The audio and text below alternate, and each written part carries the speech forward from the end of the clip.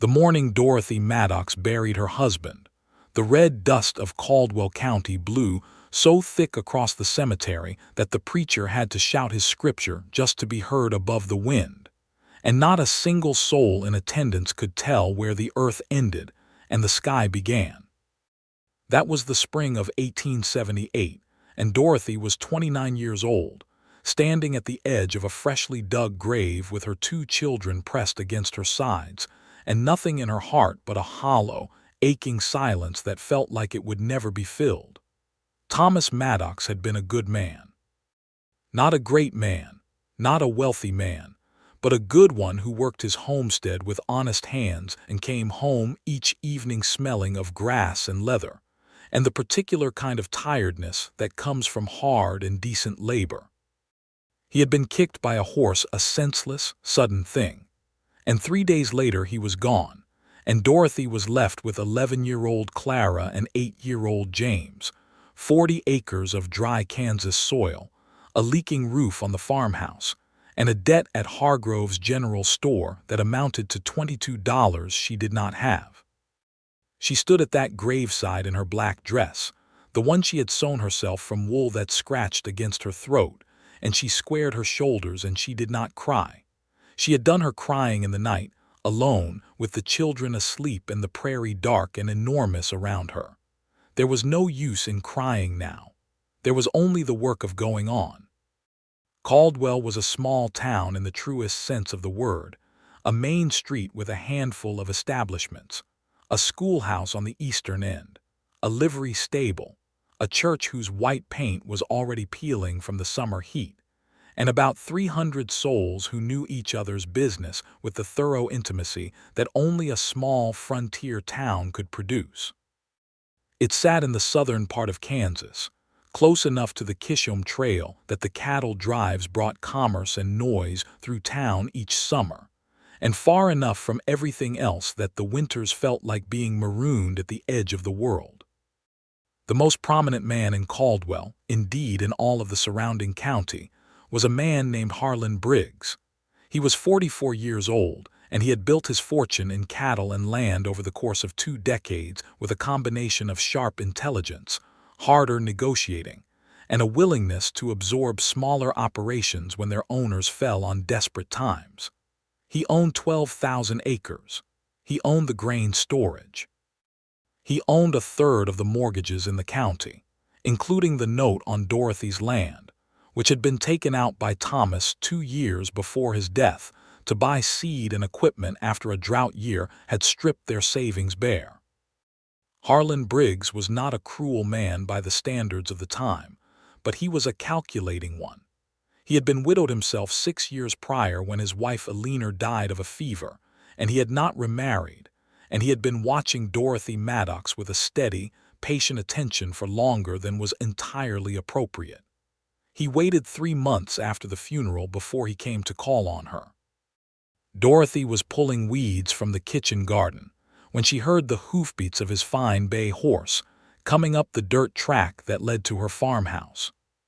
She straightened and wiped her hands on her apron and watched him dismount with the easy confidence of a man who was accustomed to being received well wherever he arrived. "Mrs. Maddox," he said, touching the brim of his hat. He was tall and broad-shouldered with silver threading through his dark hair and a face that was handsome in a weathered, commanding sort of way. His boots were of a quality that cost more than Dorothy's entire wardrobe. "Mr. Briggs," she said, "I wonder if I might have a moment of your time." Yes. She gestured toward the porch, and they sat in the 2 wooden chairs that Thomas had built the summer before he died, and Dorothy poured water from the pitcher she kept near the door because she had nothing else to offer and no intention of apologizing for it. Harlan Briggs set his hat on his knee and looked out at the flat Kansas horizon with a proprietary ease that Dorothy noticed and filed away without comment. "You are in a difficult circumstance," he said. "I am managing," she said. "You have the debt at the store. You have the mortgage note that I hold on this property. You have 40 acres that one woman cannot work adequately alone." He turned to look at her. "I am not saying these things to be unkind. I am saying them because I believe in honesty." "I appreciate that," Dorothy said, and meant it, even as she felt the shape of where this conversation was going begin to take form in her mind like a thunderhead on the flat horizon. "I would like to offer you a solution," he said. "I am proposing marriage, Mrs. Maddox. You would come to live at the Briggs house. Your children would be clothed and fed and educated properly. Your debt would be cleared. Your worry would be done." He said it the way a man states the terms of a business arrangement, which Dorothy thought was perhaps the most honest thing about him. He made no pretense of deep romantic feeling, no performance of affection he did not have. She looked at him for a long time. She thought about the leaking roof. She thought about the $22 at Hargrove's store. She thought about the mortgage note he held in his ledger with her land as surety. She thought about Clara and James eating biscuits with nothing on them for the third night running because the smokehouse was empty. And then she thought about something else. Something she could not entirely name but felt in the deep center of herself, the way you feel the approach of weather before it arrives. She thought about what it would mean to owe her life's continuance to a man who spoke of her welfare as a ledger entry. She thought about what it would mean to share a home with someone to whom she was not a person, but a practical consideration. She thought about whether her children would be better served by comfort purchased at that particular price. "I thank you for the offer," she said. "I mean that sincerely, Mr. Briggs. You are a man of means, and I believe you are offering what you say you are offering, but I cannot accept." A pause settled between them, a long one filled with the sound of the wind moving through the dry grass beyond the fence. "You understand your situation," he said. It was not quite a question and not quite a threat. "I understand it entirely," she said, "and I will manage it." He put his hat back on and rose and looked at her with an expression that was difficult to read. Perhaps the first time in years anyone had declined anything he offered, and Dorothy could see that he was turning the experience over in his mind with something between respect and bewilderment. "The offer stands," he said. "Should you change your mind?" "I am grateful," she said, and she watched him ride away, and then she sat back down in Thomas's chair and put her face in her hands and breathed very carefully until the shaking in her chest subsided. Then she got up and went back to the garden, because the weeds were not going to pull themselves. Word of the refusal was around Caldwell before sundown. This was the nature of the town. By morning it had taken on the quality of myth. The widow Maddox had turned down Harlan Briggs. People could not entirely decide what to make of it. Some thought her admirably principled. Some thought her dangerously foolish. Some thought both simultaneously, which was perhaps the most accurate assessment. Dorothy did not pay attention to any of it. She had a roof to fix, and 2 children to feed, and 40 acres that were not going to farm themselves. It was during the course of trying to fix the roof that she first properly met Cornelius Norris. She had known of him the way you know of anyone in a small town, by sight and name and general reputation, but she had never had occasion to speak with him at length. He was 27 years old, 2 years her junior, which she noted and then decided was not relevant information. He had come to Caldwell about 18 months ago with a horse, a saddle, a bedroll, a few tools, and very little else. He hired himself out as a day laborer fixing fences, hauling freight, doing whatever work people needed done that they did not want to do themselves. He lived in a one-room structure on the edge of town that was more shed than house, which he rented for 50 cents a month from old Harold Pitney, who owned it and cared so little about its state of repair that rented was perhaps too formal a word for the arrangement. Cornelius had a horse named Absalom who was a gray dun color with a white blaze and a temperament so even that nothing seemed to startle him, and he had a battered felt hat that had seen better decades, and he had hands that were strong and scarred from years of hard labor, and he had eyes that were a particular shade of dark brown that Dorothy, when she eventually thought about them later, found herself unable to describe adequately to herself except to say that they were kind. He was, by every material measure, the poorest man in Caldwell. He owned nothing except his horse and his tools. He had no land, no savings to speak of, no prospects of any dazzling kind.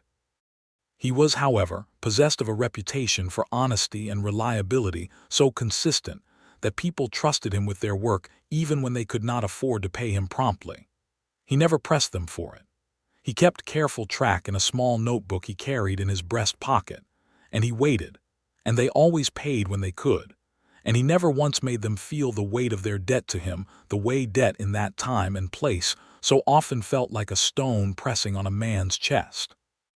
Dorothy had climbed onto her roof with a pry bar and a bucket of cut shingles she had salvaged from a collapsed outbuilding, and she was in the process of discovering that the damage was considerably more extensive than she had estimated when she heard a voice from below her. "You have two bad rafters under that section there," the voice said. "You fix the shingles without addressing those, and you will be back up there inside of a month." She looked down. Cornelius Norris was standing in her yard with his horse tied at the fence, apparently having stopped for reasons she could not yet determine. "I am aware," she said, which was not true but seemed like the right thing to say. "I could help with it," he said. He was not looking at her with the particular quality of attention that she had grown accustomed to from men in the months since Thomas died, that speculative, assessing look that made her feel like a piece of land being appraised. He was looking at the roof. His concern was architectural. She found this, somewhat to her surprise, a relief. "I cannot pay you at present," she said. "I know that," he said. "I was not offering to be paid." She came down from the roof and they stood in the yard, and she looked at him, and he looked at the roof, and she said, "Why would you offer to do a thing you are not paid for?" He was quiet for a moment, and then he said, "Because your children need a roof over their heads, Mrs. Maddox, and because I have the skills to fix it in 2 free days before my next job, and because I believe that if a man has something to give and someone else has a need for it, the arithmetic seems straightforward enough." This was a longer speech than she had expected from him. She had understood him to be a quiet man. He said the words simply, without oratory, as though he was just describing a thing that was plainly true. She said, "All right then." He came back the next morning with lumber he had acquired through means she did not ask about, and he spent 2 days on her roof, methodically replacing the damaged rafters and relaying the shingles, and doing the work with a quiet competence that she found herself watching from the kitchen window with an attention she was not entirely sure was only professional interest. Clara and James were fascinated by him. James in particular followed him around the yard asking questions about every aspect of the work with the exhausting thoroughness of an 8-year-old boy who has found a subject of interest.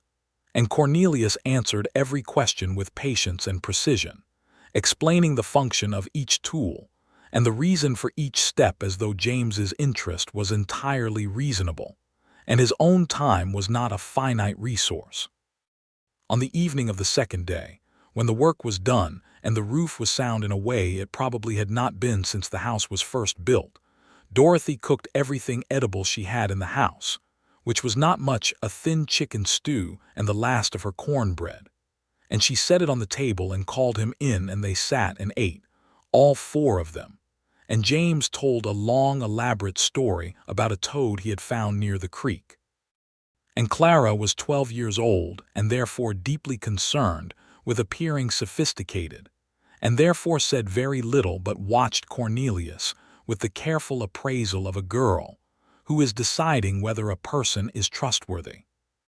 When the meal was done, Cornelius said the food was good, and he meant it in the straightforward way he said everything, without the kind of elaborate flattery that would have felt like performance. He said good evening to them all, and he touched his hat to Dorothy, and he rode away on Absalom in the long amber light of the Kansas evening. Dorothy stood at the kitchen window and watched him go and thought about nothing in particular, or told herself she was thinking about nothing in particular, which was not entirely the same thing. The summer moved forward the way Kansas summers do, with a relentless, pressing heat that made the air shimmer above the prairie grass and turned the creek to a thin trickle by August. Dorothy worked the garden and minded the children and took in sewing from Mrs. Hargrove at the general store, and Mrs. Claiborne, the banker's wife. Careful small work, done by lamplight after the children were in bed, earning coins that she kept in a tin box under the floorboard, and counted with a discipline that bordered on prayer. She saw Cornelius perhaps twice a week. The town was small enough that their paths crossed regularly. At the general store, at the church on Sundays, at the well in the center of town where she fetched water on the mornings, the pump on her property was being temperamental. He always greeted her properly and asked after the children by name, and she always responded properly and asked after his work. And it was the ordinary commerce of small-town acquaintance. And if she noticed that she looked forward to those brief exchanges with a particularity that went somewhat beyond ordinary acquaintance, she kept that observation to herself as something to be examined later, in the private hours of the night. In July, Harlan Briggs came by again. Not to repeat his proposal, he had enough dignity for that, but because the mortgage note had its quarterly payment due and Dorothy did not have the full amount. She had half of it. She told him so directly, standing on her porch in the morning light, and she watched his face while he absorbed this. "I can extend the time," he said, "or I can take the land." "I would like the extension," she said. He granted it with a look on his face that was complicated and not entirely comfortable to read. She thanked him as briefly as was polite and said goodbye, and when he was gone, she went inside and sat at the kitchen table and looked at the walls of the house Thomas had built and felt the weight of the situation very fully for the first time since she had refused his proposal. It was not that she regretted her refusal. She did not. But the reality of her circumstances pressed itself upon her with new force. A woman alone, with limited means and a mortgage note and children to feed, and a calendar that kept moving forward regardless of her financial situation. She put her chin in her hand and sat there for a few minutes, which was all the time she allowed herself for feeling the full difficulty of things. Then she got up and made a list of everything she could sell, everything she could grow that she was not yet growing, every form of work available to her in the county, and she began to make plans. It was the first week of August when the incident at the creek happened, and it was this that changed the particular arrangement of things between Dorothy and Cornelius in a way that neither of them had anticipated. James had gone down to the creek to fish, which he was allowed to do on weekday afternoons, and Clara had gone with him, which was the rule. But Clara had gotten absorbed in a book she had borrowed from the school teacher and drifted back toward the house while James remained at the creek. And then James had decided, with the inspired and fully uncommitted reasoning of an 8-year-old boy, that the old rope swing on the elm tree that overhung the deepest part of the swimming hole would be perfectly fine to use despite the fact that his mother had told him it was not to be used until his father had checked it. And his father was dead, so this prohibition seemed in James's working of the problem to have effectively expired. The rope was rotten. It broke. James went into the water and hit his head on the submerged limestone shelf that ran along the bottom and came up stunned and unable to swim properly, and the current in the hole, which was stronger than it looked from the bank due to the spring-fed channel at the bottom, began to carry him. Cornelius happened to be riding the creek road on his way back from a fence job at the Alderton Ranch, and he heard the sound, not a scream. James was too dazed for a scream, but a particular quality of splashing that was wrong, and he was off Absalom and into the creek without removing his boots or his hat or pausing for any consideration whatsoever. He pulled James out onto the bank, and the boy coughed up water and cried, and had a cut on his forehead that bled dramatically, but was not deep. And Cornelius sat with him on the creek bank holding him steady and talking to him in a calm, low voice until the dazedness cleared and the crying subsided, and James was left with the particular exhausted clarity that follows a fright. Cornelius brought him home on Absalom's back, the boy's wet head drooping against his arm, and when Dorothy saw them coming up the track she ran from the garden without shoes. and by the time she had established that James was all right and cleaned the cut on his forehead and wrapped him in a blanket, and settled him in bed with a cup of warm water because they had no broth and the fire was out, and she was shaking too hard to light it efficiently, Cornelius had waited on the porch. She came out and stood before him, and she looked at him, at his soaked clothing and the mud on his boots and his hair wet and his hat gone, presumably still floating in the creek, and she felt something in her chest move in a way that was not at all manageable or orderly. "Thank you," she said, and her voice was not entirely steady. He said, "He is going to be fine. He is a tough boy." She said, "You went in after him without thinking twice." He said, "A child was in the water. There was nothing else to think about." She stood there in the late afternoon light looking at this man who had fixed her roof without pay, and answered her son's questions with patience, and pulled her son from a drowning creek without hesitation, and was now standing on her porch in wet clothes saying plainly and without embellishment that there was nothing else to think about, as though his own comfort and safety were simply not relevant variables in the equation.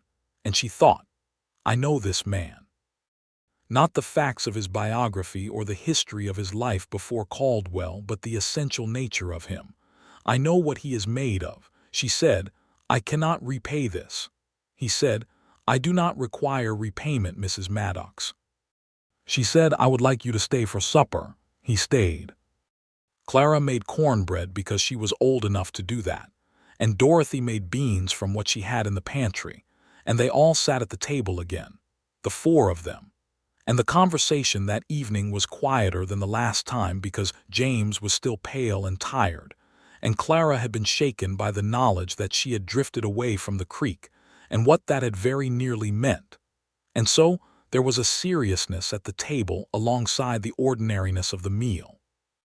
After supper, Cornelius helped James with a small carved horse he had been trying to make from a piece of wood, showing him how to hold the knife correctly. And Dorothy washed the dishes and watched them from the kitchen, and felt the particular ache of something she was not yet ready to name.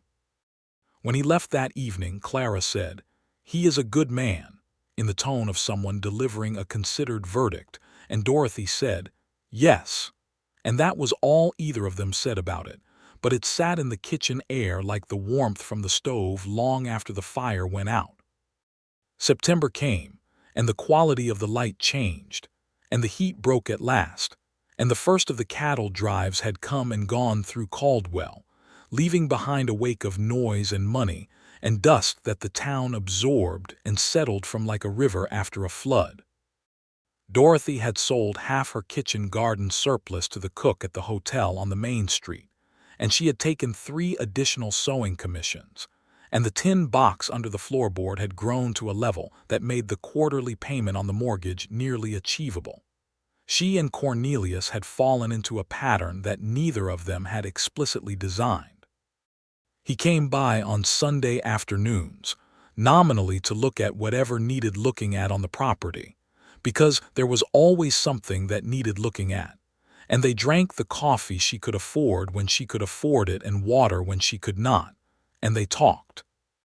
About the town, about the children's schooling, about the weather, about the particular concerns of maintaining a homestead, about books. She was surprised to discover he was a reader, that he had a small stack of worn volumes in his shed house that he had carried with him from wherever he had come from, which he had still not told her much about. She asked him once, carefully, about where he was from. He was quiet for a moment and then said he was from Missouri, and that there had been a family, and that they were gone now, and that he had come west because going forward seemed more reasonable than staying. She did not press him.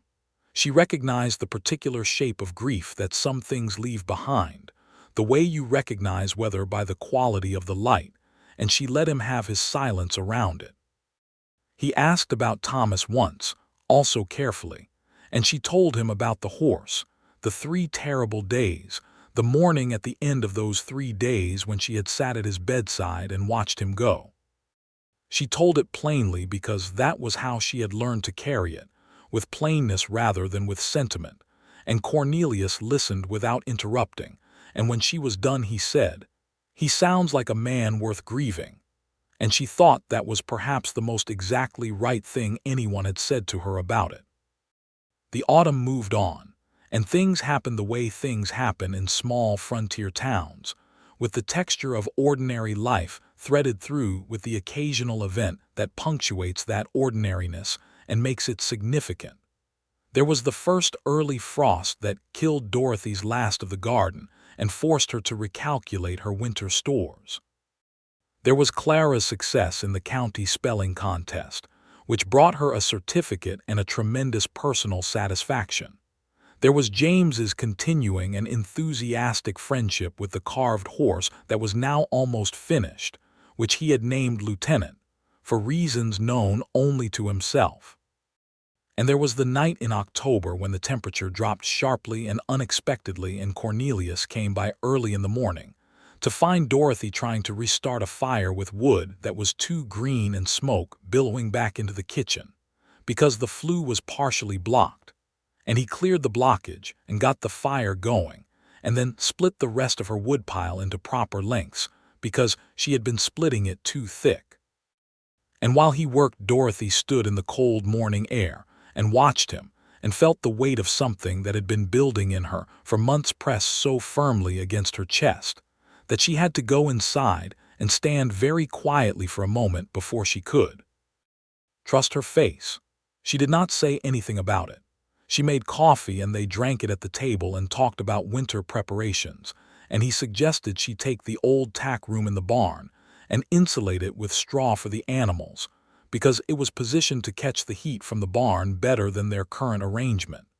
It was a practical conversation of the kind they frequently had, and she was grateful for its practicality, because it gave her somewhere to put her attention. He left, and she sat at the table, and she thought about Harlan Briggs's proposal in September. He had repeated it, more quietly this time, in passing at the general store, not as a speech but as a simple restatement that the offer remained if she wished to consider it. She had thanked him and said she had not changed her mind. He had nodded and bought his tobacco and left, and that had been that. She thought about why she had refused, and the answer was the same it had always been, but now it had an additional dimension that she was willing to look at directly. She had refused because marriage to Harlan Briggs would have been a transaction, a shelter purchased at the price of her own agency, and she was not willing to pay that price regardless of how cold the winter was. But there was also now a second reason that she was willing to acknowledge to herself in the privacy of her own kitchen, which was that her heart had found its way toward someone else without consulting her on the matter. The question was what to do about that, given the realities, given that Cornelius Norris owned less than she did, which was saying something, given that her children needed stability and continuity, given that she was not a girl of 18 with nothing to consider but her feelings. She sat with these questions through October and into November, and she was so absorbed in the sitting with them that she did not properly notice what Cornelius was doing. He was building something. The parcel of land at the northern edge of the Caldwell Township had been vacant for 2 years. It was a small piece, 15 acres, that had been forfeited by a homesteader who had given up and gone back east, and the town council had been sitting on it without much sense of purpose. Cornelius had been making inquiries, quietly and persistently, for the better part of 6 months. He had been saving every coin he earned with a discipline that bordered on miserliness, not for miserliness's own sake, but for a purpose. He had a plan that he had been working toward with the same patient thoroughness that characterized everything he did. In November, he presented his case to the town council. He had enough for a modest down payment on the 15 acres. He had a letter from 3 local landowners, including, notably, not Harlan Briggs but the Aldertons and the Clays and the Reverend, attesting to his character and reliability. He had a detailed accounting of what he planned to do with the land and how he planned to service the debt. The council approved the sale on a Thursday afternoon. He did not tell Dorothy immediately. He went home and sat in his shed house and held the deed in his hands for a long time, feeling the weight of it and what it meant and what it might mean. And he thought about the things he wanted, and the things he was afraid to want because the wanting made you vulnerable in a way that was not comfortable. He had been in love with Dorothy Maddox since August, in the honest reckoning of things, though he had felt the beginnings of it earlier. From the first time he had stood in her yard looking at her roof, and she had said, "I am aware," in a tone of complete dignity that made perfectly clear she was not aware, and also that she intended to handle it regardless, and he had felt something turn over in his chest like the first warm day after a long winter. He was a man who had lost things. His family in Missouri, the details of which he had not told Dorothy, and was not yet ready to tell, a fever that had taken his mother and his younger sister in the same terrible spring, and a father who had drunk himself into a different kind of disappearance after that, and a homestead that had been sold for debts when he was 21. He had come west with the particular determination of someone who knows that going back is not possible, and that going forward requires becoming something you have not yet been. He had been careful. He had not allowed himself to want things that required more foundation than he possessed. He had watched Dorothy from the careful distance of his own poverty, and told himself that whatever he felt was not something he had the right to act on until he had something to offer. Now he had 15 acres and a deed and a plan, and he sat in his shed house in November, and understood that the time for careful watching from a distance was coming to an end one way or another. He came to Dorothy's on a Sunday afternoon in early December, when the prairie was gray and cold, and the sky was the flat pewter color of deep winter, and the smoke from her chimney went straight up into the still air because there was no wind. Clara and James were at the neighbors'.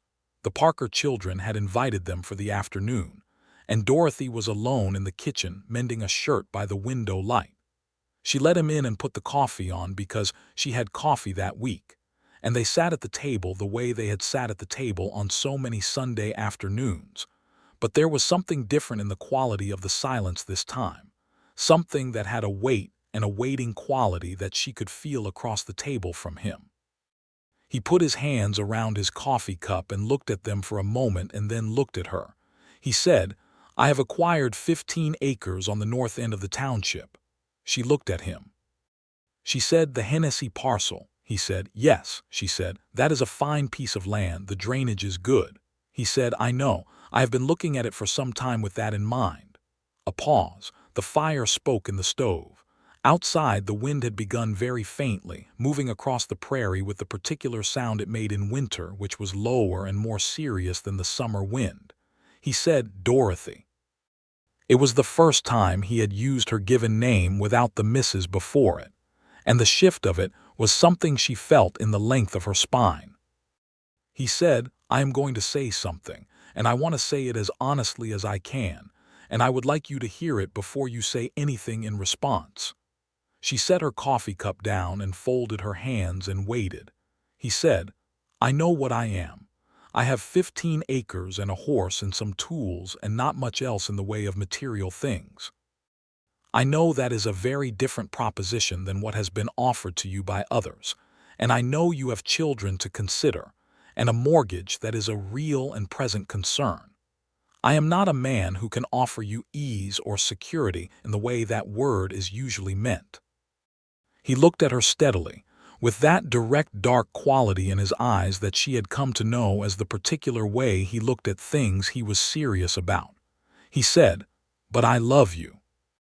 I have loved you for longer than I have allowed myself to say, and I believe I will love you for the rest of my life, and I would like to ask if you would consider marrying me, understanding fully that it would mean more hard work and not less, and that I cannot promise you comfort, but I can promise you honesty and loyalty, and that I will work every day of my life toward something worth having."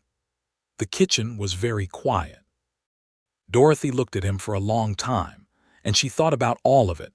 The months of Sundays, the roof, the creek, the carved horse almost finished, the morning splitting wood, the conversations about books and weather and children and life, the way she had felt in October standing in the cold watching him work, the way she had felt sitting in this kitchen alone at night with the tin box under the floorboard, and the weight of everything she was managing, And she thought about what she knew of this man down to the bone of him. And she thought about Harlan Briggs's offer and why she had refused it. She said, yes, not after a long pause. Not with hedging or conditions or a speech about the practical considerations. Just, yes. He looked at her and something happened in his face that she had not seen before, not quite surprise, because she thought he had dared to hope, but the particular undoing that comes when something you have very badly wanted and only cautiously allowed yourself to hope for becomes real. He reached across the table and took her hands, and she let him, and they sat there holding hands across the kitchen table in the pewter-gray December light, and the fire spoke in the stove, and neither of them said anything for a while because there was nothing that needed to be said. Then Dorothy said, "The children will need time." He said, "I know, I am patient," she said. "Clara will want to think well of you before I say anything official." He said, "That seems entirely right," she said. "James already thinks you are the finest man on the continent." He laughed at this, a real, warm, unguarded laugh that she had not heard from him before, full and genuine, and she thought that she would spend considerable effort in the years to come finding occasions to make him laugh like that. She said, "I want you to know something. I was offered easier and I refused it, and I refused it long before you asked me anything, because whatever else I did not have, I had enough sense to understand that ease purchased at a certain price is not ease at all." He looked at her and said, "I know why you refused," she said. "I want you to know it was not a sacrifice to accept what you offered." He said quietly, "That means more to me than most things you could have said."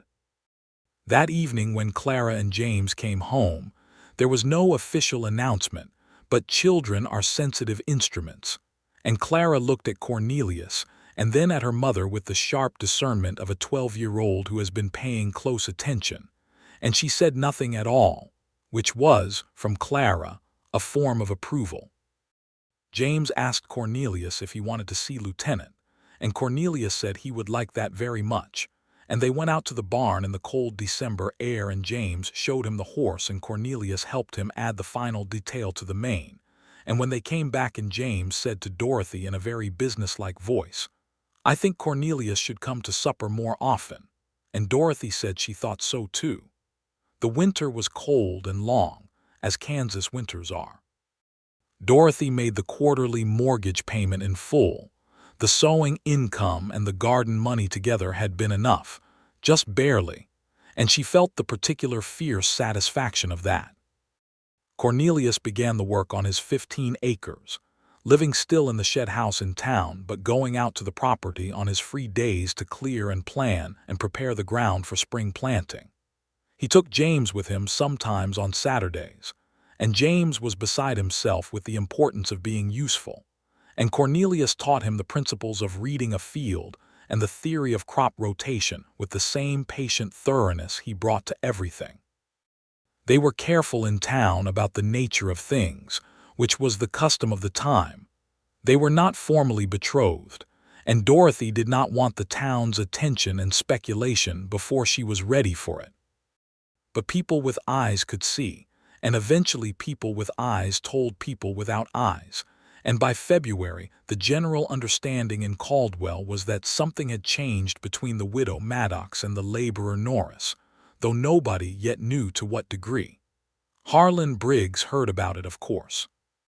He came by one last time in February, and Dorothy met him at the gate rather than inviting him to the porch, which was a message in itself, and he looked at her with a steadiness that she respected and said, "I hear things," she said. "You likely hear true things." He looked at her for a long moment and then he said, "You will have a hard time of it." She said, "I have been having a hard time of it. I do not expect that will change. I expect the company will be better." Something moved in his expression. She thought it might have been under other circumstances and another life, the beginning of a smile. He said, "He is an honest man," she said. "He is the most honest man I have ever known." Briggs put his hat on and said, "I will not trouble you further on this subject, Mrs. Maddox," she said. "I appreciate that, Mr. Briggs." And then she said, because she thought it was true and thought honesty cost her nothing, "For what it is worth, I believe you are a good man in your own way. I think this county is fortunate to have men of your capability. I simply could not be the wife you needed." He absorbed this and nodded once, with a dignity that she thought well of him for, and he rode away, and that was the last of that particular business between them. In March, Cornelius asked Dorothy properly, in the way the time required with Clara and James present, sitting at the kitchen table on a Sunday evening, and Cornelius with his hat in his hands and his good shirt on, the one he had mended himself with stitches that were uneven but held, and he said to Clara and James that he loved their mother, and intended to ask her to marry him, and that he wanted them to know that he did not expect to replace their father and would never try to, but that he would work every day to be worthy of their regard, and that whatever he had and whatever he built would be built for all of them. James said yes, immediately and with great enthusiasm. Clara looked at him for a very long time with that 12-year-old gravitas, and then she said, "My father was a good man." Cornelius said, "I know that. He built this house. He raised you and James. Those are the actions of a man worth respecting." Clara said, "He would want my mother to be happy." Cornelius said, "I intend to do everything in my power toward that end."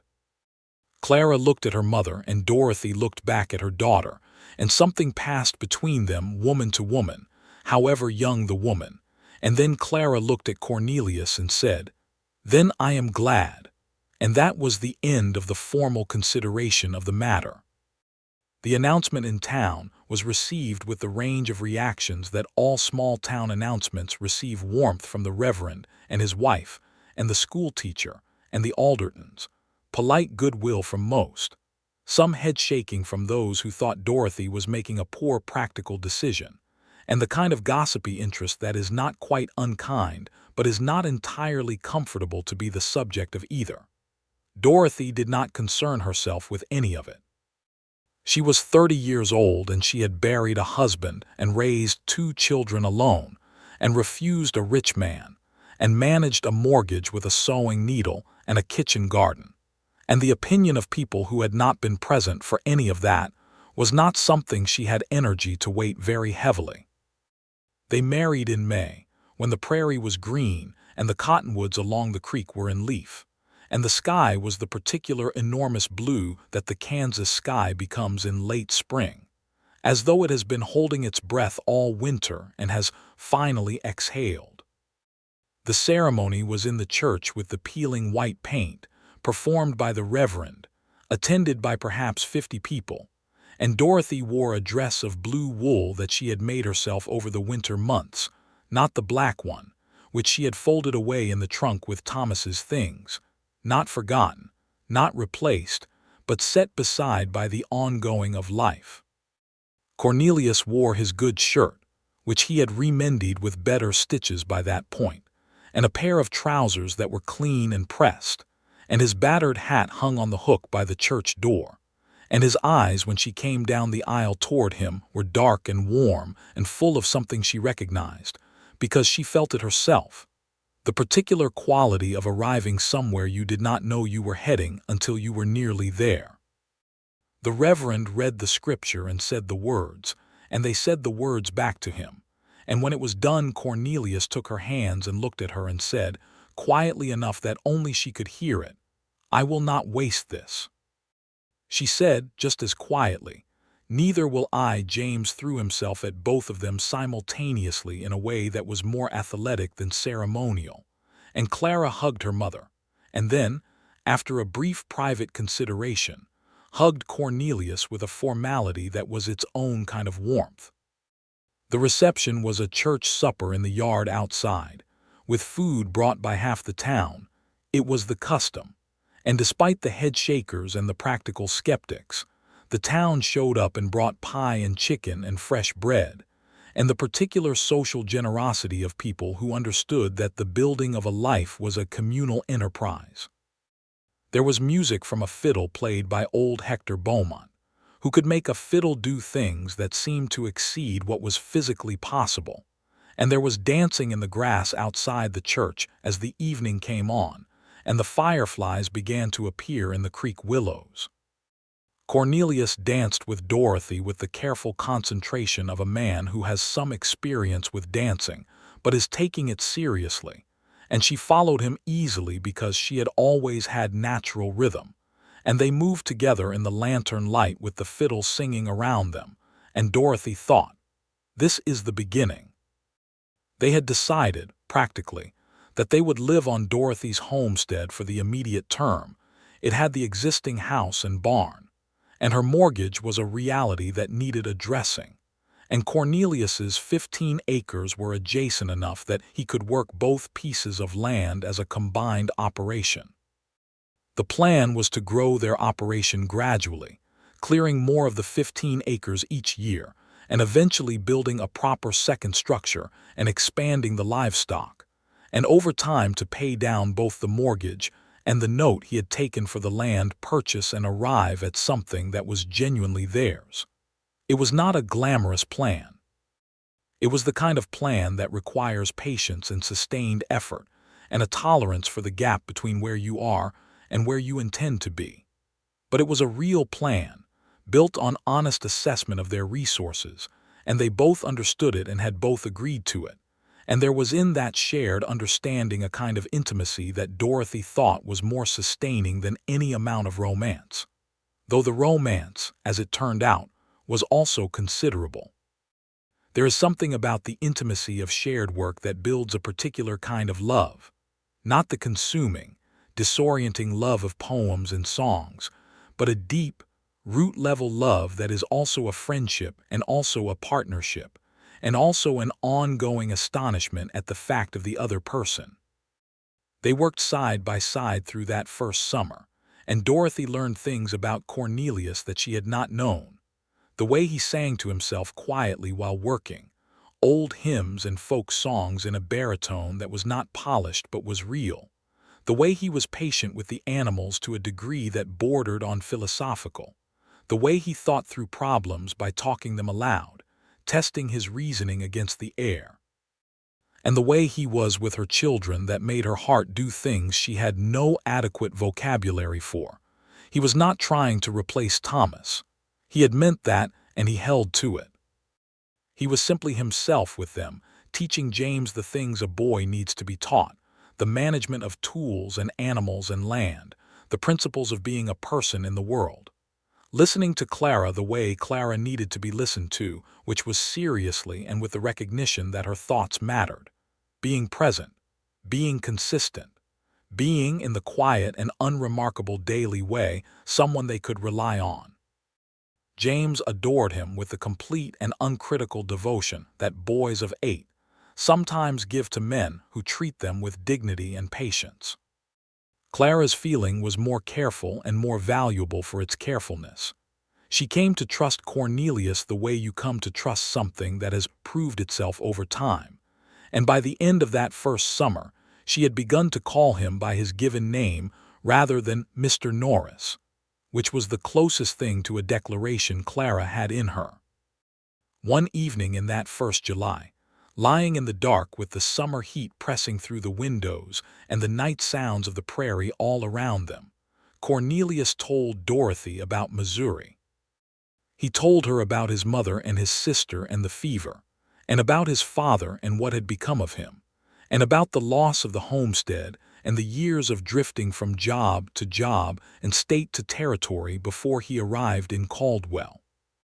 He told it quietly and without self-pity, and she listened in the dark, and when he was done, she put her hand on his chest, over his heart, and felt it beating, and said nothing because there was nothing to say that would add anything to what the simple fact of her hand said. He put his hand over hers and they lay there in the dark, and the prairie breathed around them, and the crickets held their endless conversation outside the window. He said after a while, "I had stopped expecting anything like this." She said, "So had I," he said. "That is perhaps why we are both able to appreciate it properly." She laughed softly and said, "That is a very philosophical view of things." He said, "I have had time to think." She said, "You have had a great deal of time to think, apparently." He said, "Mostly I was thinking about you." She turned toward him in the dark and said, "For how long?" He was quiet for a moment and then said, "Since you told me you were aware of the roof situation." She laughed again, louder, and he felt the laughter against his side, and he smiled into the dark, and she said, "I was not aware." He said, "I know that. That was why it was memorable." The autumn of that first year brought the cattle drive through town and the noise and commerce of it, and it also brought a complication that tested the steadiness of things in a way that Dorothy had not anticipated. A man named Garfield Swan arrived in Caldwell in September and set up at the hotel and announced his intention to purchase land in the area for a cattle operation. He was a speculator from St. Louis with money and connections and the kind of confidence that comes from having had both for a long time, and he had identified the two properties that interested him most as parcels: Cornelius's 15 acres, which had excellent drainage and water access, and the northern portion of Dorothy and Cornelius's homestead, which abutted it. He approached Cornelius first, in the yard of the general store, and made an offer on the 15 acres that was more money than Cornelius had ever held at one time in his life. The offer was real, and the number was serious. Cornelius said he would think on it and went home and told Dorothy that evening, and they sat at the kitchen table and looked at each other across the lamp. Dorothy said, "What do you want to do?" Cornelius said, "I want to know what you think." She said, "I think that land is yours and the decision is yours." He said, "We are married. What is mine is ours. That is not just a form of words." She looked at him and said, "All right. I think that if we sell the 15 acres, we pay off the remainder of the mortgage on this land entirely. We are free of debt entirely, and we still have 40 acres and each other and the children." He said, "And if we do not sell, we have 55 acres and the ongoing notes on both." She said, "And more land to build on." He said, "And more worry." She said, "We have managed worry before." He looked at the lamp for a while, and then he said, "He will come for your land next. If I sell, he will turn around and approach you about the northern portion." She said, "Let him approach. I will decline." He said, "You are very calm about this." She said, "I have had practice." He said, "Harlan Briggs." She said, "Harlan Briggs." He was quiet, and then he said, "I do not want to sell." She said, "Then do not sell." He looked at her and said, "Even with the debt?" She said, "Cornelius, we will work. We have always worked. That land is what you built from nothing, and it is part of what we are building, and I do not think we should give it up for the comfort of having one fewer thing to worry about. I think we should give up things for the right reasons and not the frightened ones." He sat with this for a long time, and then he said, in a voice that had something in it she had not heard before, a thickness, "How did you get to be the person you are?" She said, "The same way everyone does. A great deal of difficult experience applied over time." He reached across the table and took her hand, and they sat like that for a while in the lamplight. He declined Garfield Swan's offer the next morning, plainly and without negotiation, and Swan looked at him with the pure bewilderment of a man who cannot conceive of a rational basis for declining money. And then he went to Dorothy, and she declined as well, and 2 days later he moved on to the next county, which had land that was available for purchase by people who were willing to be purchased. The Reverend told Cornelius afterward that he thought it had been the right decision, and the Aldertons agreed, and old Hector Beaumont, who had opinions about everything and expressed them with the directness of a man too old to waste time on tact, said, "A man who sells his land to a speculator from St. Louis because the price is good is a man who forgets that the land was never only about the price." And Cornelius said, "Yes, sir," and thought that was correct. The second winter of their marriage was harder than the first in the material sense. The harvest had been adequate but not generous, and there was a stretch in February when they were all eating carefully, and the woodpile was lower than Cornelius liked, and there were days when the cold pressed against the walls of the house with a persistence that felt personal. But it was not hard in the other sense. In the other sense, the sense of closeness and warmth and the quality of their life together, it was not hard at all. Dorothy spent those winter evenings reading to the children by the fire, and Cornelius sat with them and mended harness and sometimes read himself from the small stack of worn books, and the four of them in the fire-lit kitchen in the cold Kansas winter had a quality of completeness that Dorothy could feel as a physical thing, a warmth that was not the fire's but the room's own. She told Cornelius one evening that she had not thought, in those months after Thomas died, that she would ever again feel that a room had enough people in it. He put down the harness he was mending and looked at her with such directness and care that she had to look away for a moment. He said, "Neither of us was supposed to be here," she said. "Where were we supposed to be?" he said. "Somewhere lesser, I imagine," she said. "We are fortunate then," he said, "extraordinarily." Spring came again, the third spring of their acquaintance, the second of their marriage, and with it the green return of the prairie and the lengthening of the days and the work of planting, which they did together now with a practiced ease that years of working the same ground together builds. Cornelius had cleared another 3 acres of the 15 in the winter months, breaking the sod on frozen mornings when the ground was hard enough to work efficiently, and they expanded their planted acreage, and with it their productive potential. It was in April of that second year that Dorothy told Cornelius she was expecting. She told him in the kitchen on a Tuesday morning before the children were up, sitting across from him with her coffee, and she said it plainly and watched his face. He sat very still for a moment, and then he set down his cup, and he rose from his chair and came around the table, and he gathered her against him with a gentleness that was also fierce. The way he held things he was afraid of breaking and afraid of losing simultaneously, and he did not say anything at all for a long time, and when he did speak she could hear in his voice something raw and ungoverned.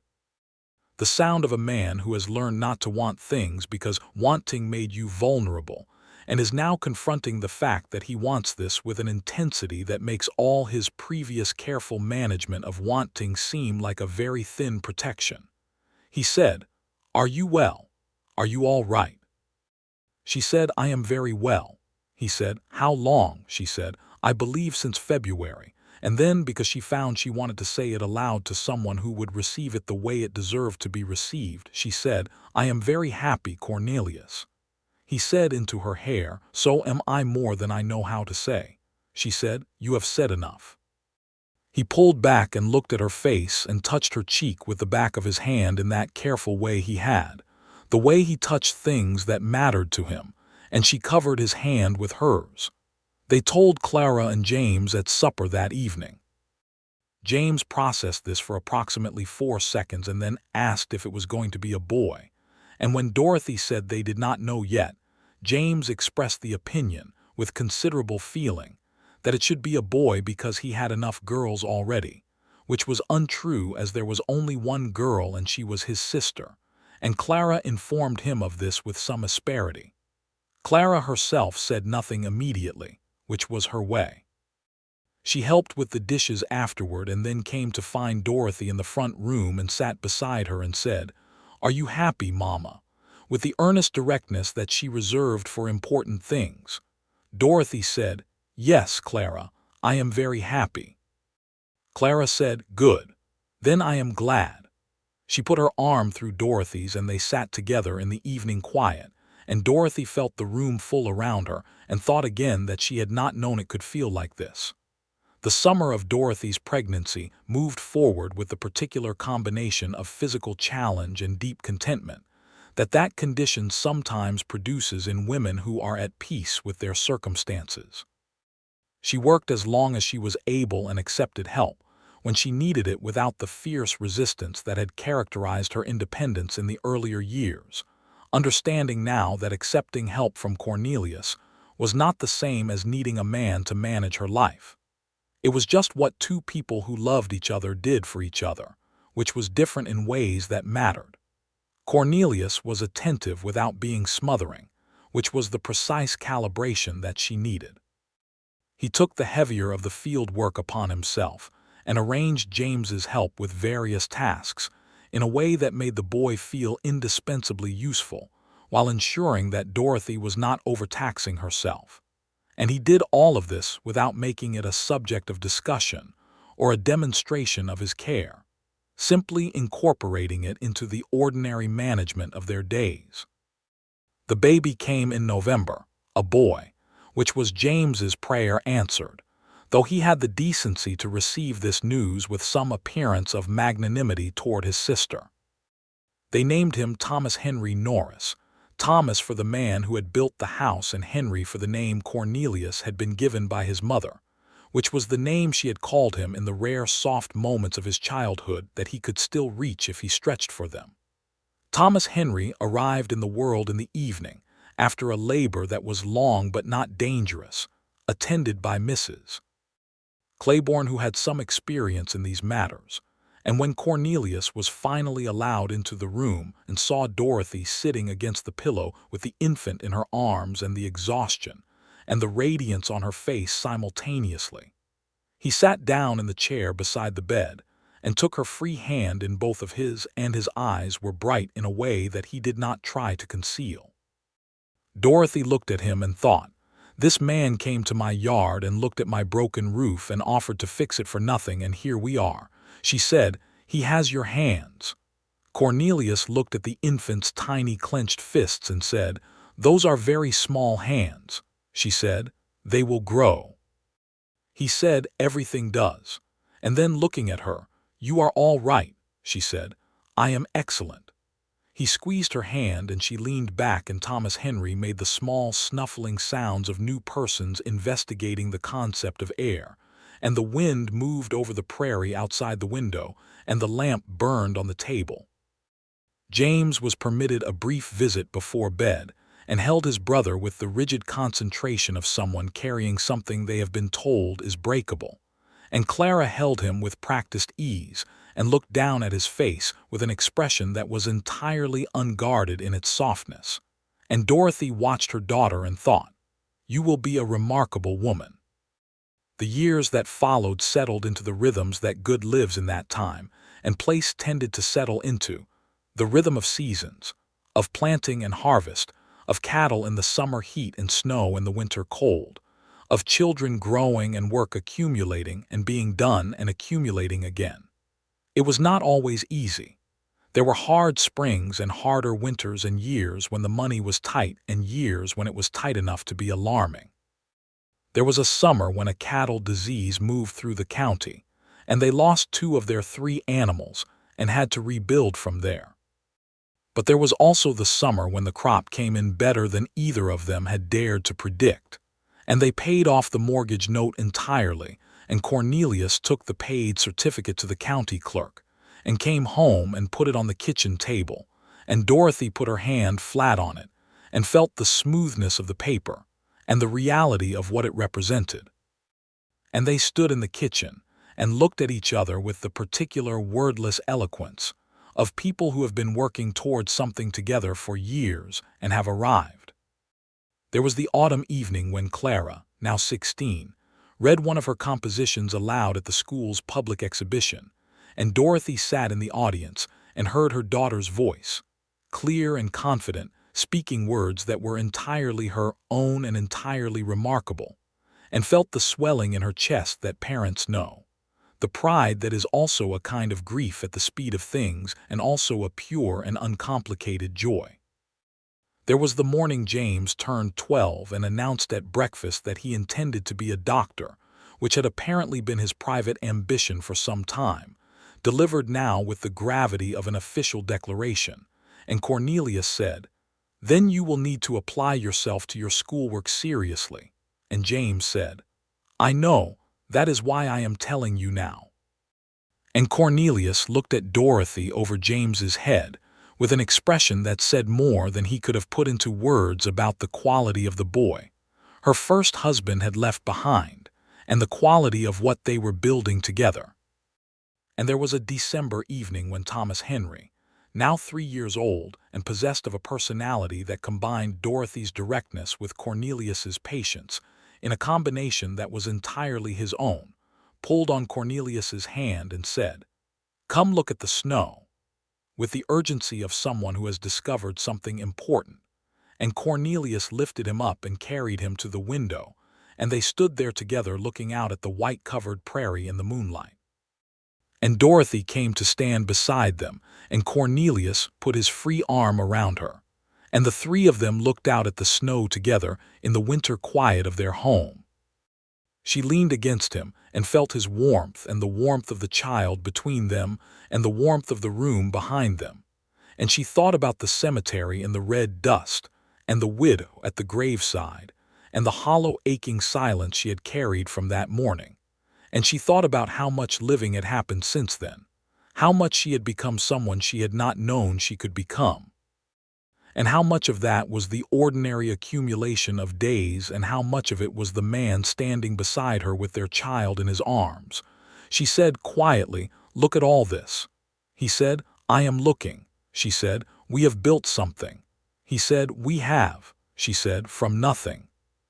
He was quiet for a moment and then he said, "From you and from me.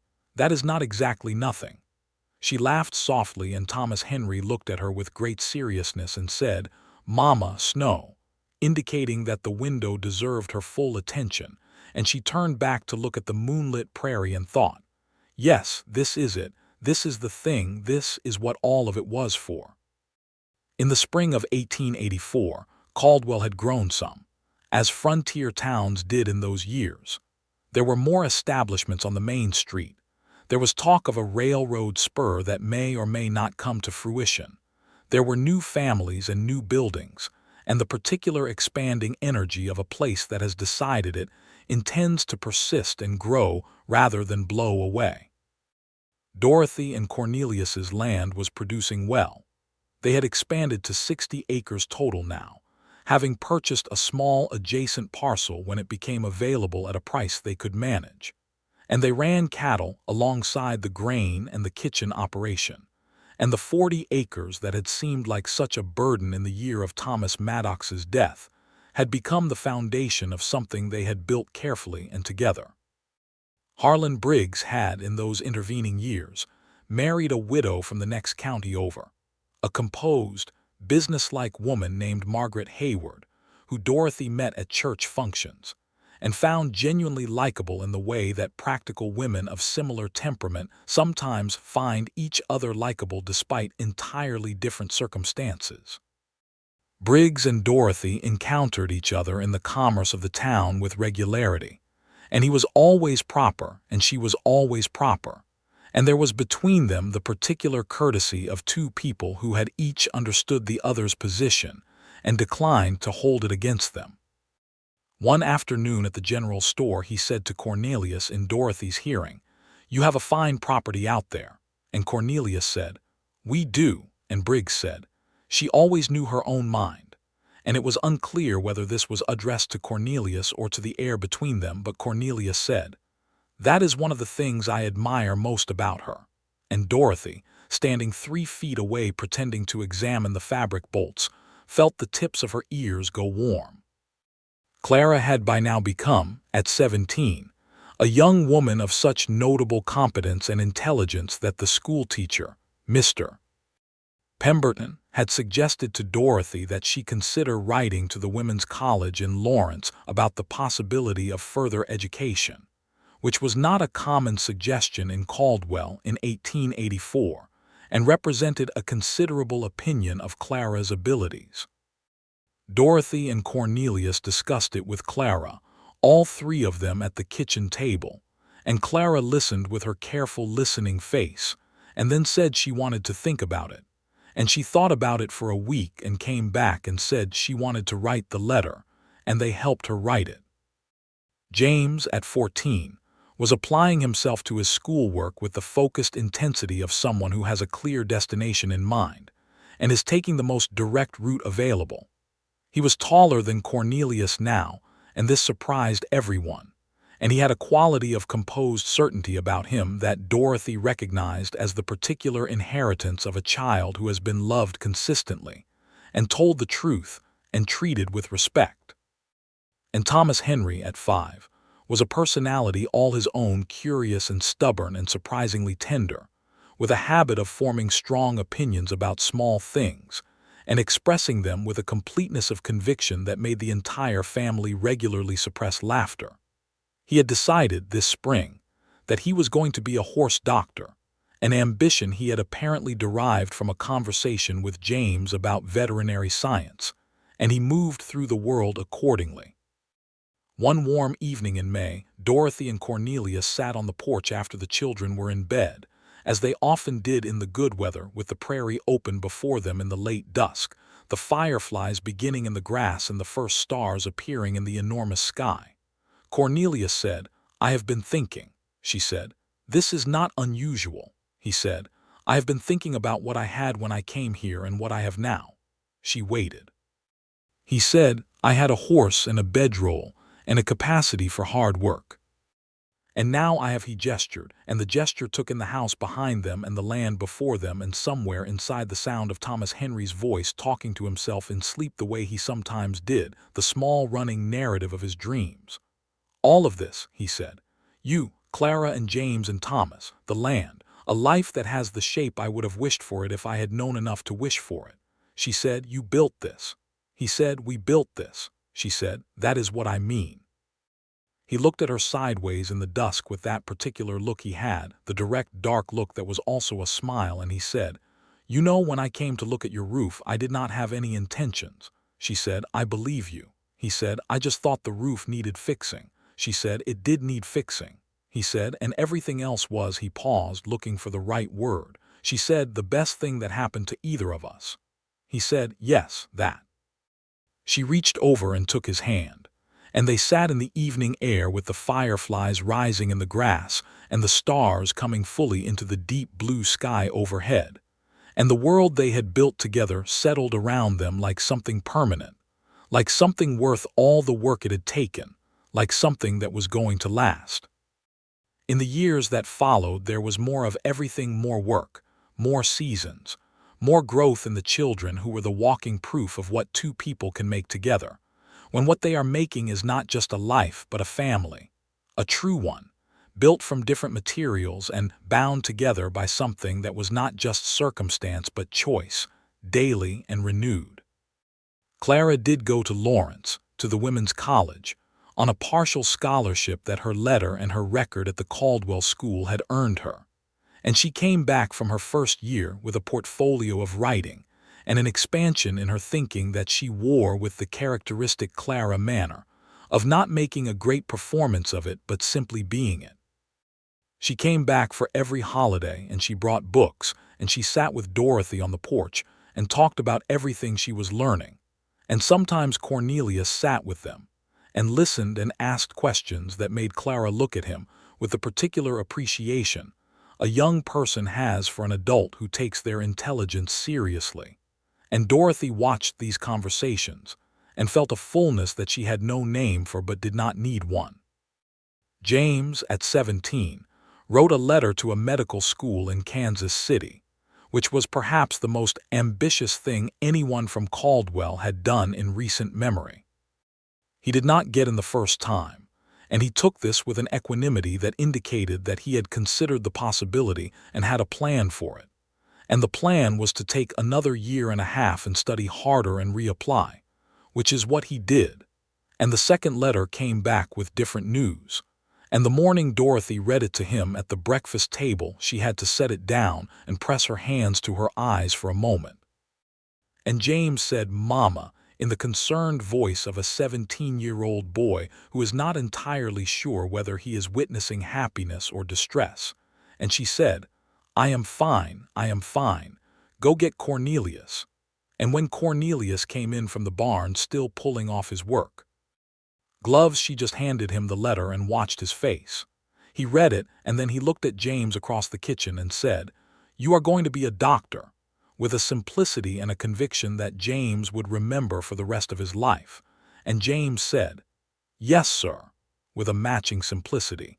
And Cornelius reached across the table and took his hand in the firm grip of a man passing something important forward. Thomas Henry, growing in the particular determined way that middle children grow, with the accumulated models of older siblings providing both aspiration and competitive pressure, had by the age of 9 revised his ambitions from horse doctor to regular farmer, which he announced as though this were a promotion, explaining that he intended to have the best farm in the county, and that he had been conducting observations and had several ideas.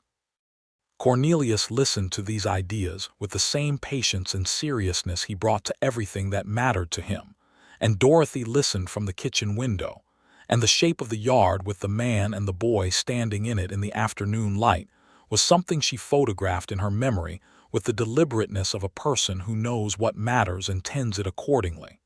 They did not get rich. They did not build an empire. They were not the Briggses, and they did not need to be.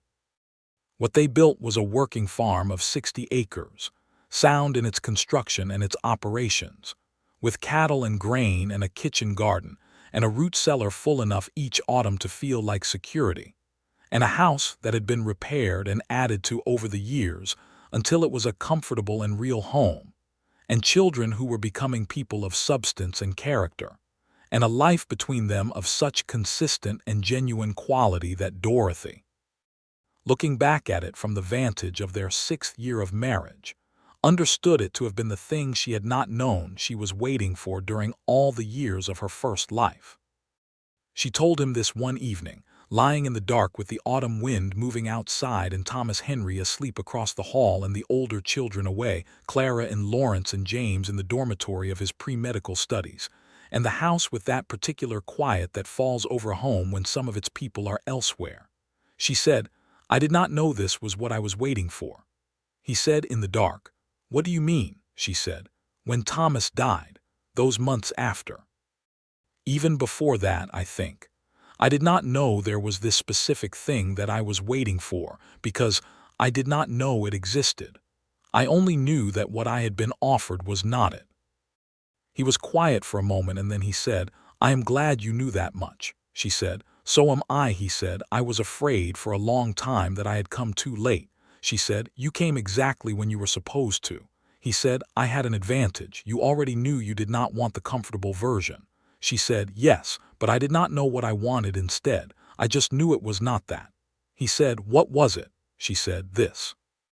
A man who came and looked at my broken roof and thought, that needs fixing, without calculating what it would cost him, without asking himself whether there was advantage in it. He said softly, 'That is a very small thing to base a life on.' She said, 'No. It is a very large thing. It is the thing everything else is built from.'" He turned toward her in the dark, and she felt him close, the warmth of him, the reality of him, this man who had come to her with nothing but his honesty and his hands and his capacity for the kind of love that shows itself not in declaration but in daily action. She said, "Cornelius." He said, "Yes."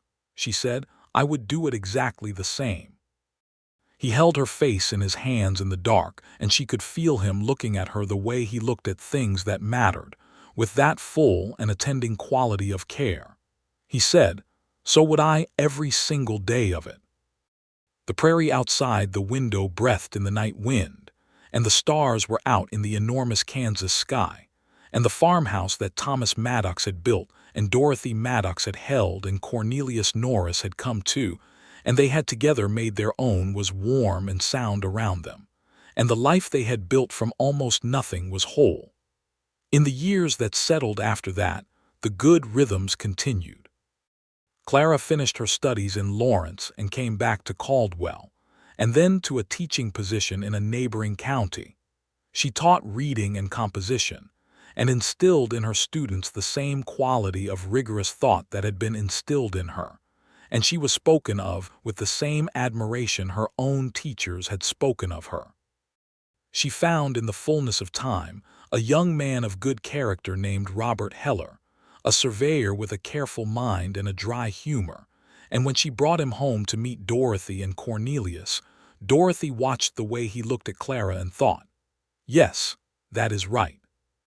James came back to Kansas, too, after his medical training, not to Caldwell itself, but to a town 40 miles north, where there was need for a physician, and where he built a practice that served the county with the same direct competence and genuine care for people that had been the signature of his character since childhood. He wrote letters home reliably, and he came for Christmas when the roads permitted, and he grew into a man that Dorothy regarded with a love that was also a kind of astonishment, because she could still, whenever she looked at him, see 8-year-old James asking Cornelius about the function of each tool on the roof.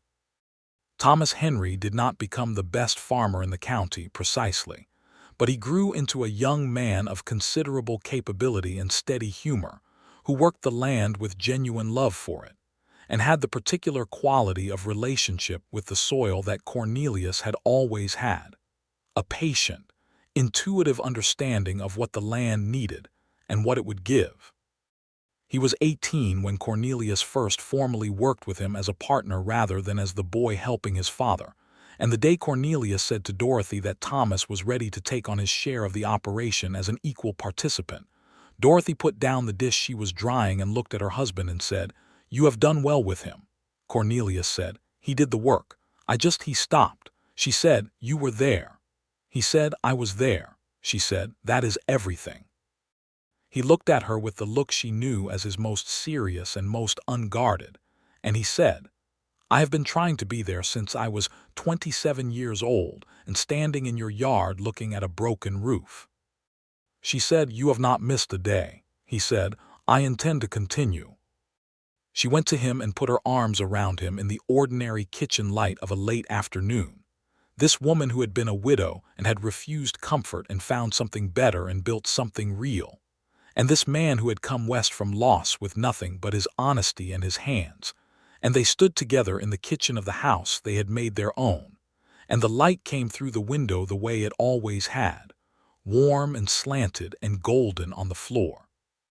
Outside, the Kansas prairie extended in every direction to the enormous horizon, and somewhere on it the cattle were in the south pasture, and Thomas Henry was checking the fence line, and the world was turning in its reliable way, and everything that had been hard had been worth it, and everything that had been uncertain had resolved itself into this specific warmth, this specific kitchen, this specific man and this specific woman who had found each other on the ordinary ground of a broken roof, and a choice made without calculation.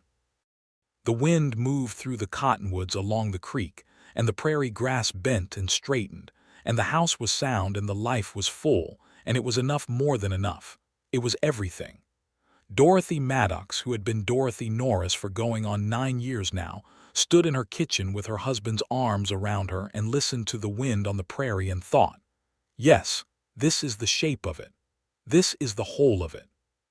This is what it was all building toward, from that red dust cemetery morning to right here, right now, with the light coming through the window and the world as large and as good as it has ever been." She was 39 years old and she had never been so entirely herself. Outside the window, the plains ran on forever, golden in the late afternoon light, and in the barn the horses were quiet in their stalls, and somewhere down the road Thomas Henry was whistling to himself as he worked, and the day was ending in the particular way that good days end, not with a closing but with a settling, a deepening, a drawing of the light into the long and ordinary and irreplaceable fabric of a life well lived.